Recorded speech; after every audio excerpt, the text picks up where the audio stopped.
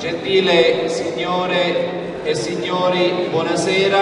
Io sono Nino Di Giacomo, il presidente di Casa Sicilia Bulgaria, che vi dà ufficialmente il benvenuto e un ringraziamento per essere intervenuti a questa serata inaugurale della mostra che ora presenterò gli artisti che sono dietro di me, che è stata denominata Palermo, Babilonia, Palermo.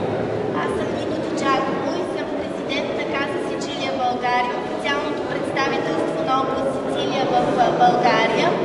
Казвам ви добре дошли на официалното откриване на изложбата на нашите млади художници, която е наречена Палермо, Бабилон, Палермо. Нашите художници сега ще ви ги представят тези тук мен. Скъпи професори, ректори, художници, госпожи и господа, с радост ще се възползвам да кажа няколко думи. Преди всичко, защото ние Сицилия познаваме от романите и филмите, от легендите и представите, а не от реалната роля на Сицилия като люлка на цивилизацията европейската,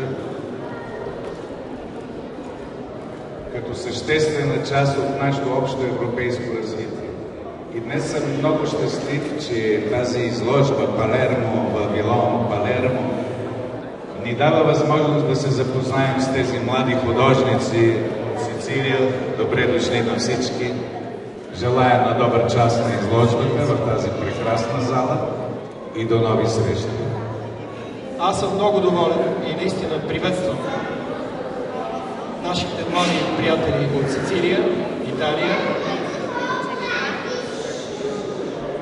че направиха тази изложба за нас и че тя се намира точно тук, в най-хубавата зала на Съюза на българските художници.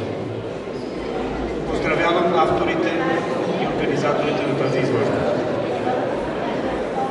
Mi auguro che la mostra vi piaccia, che conosciate il nostro spirito, che vi avviciniamo a questi due popoli e che poi abbiamo la possibilità di interagire successivamente con gli artisti pure. Sarebbe un sogno. Ubicem Bulgaria!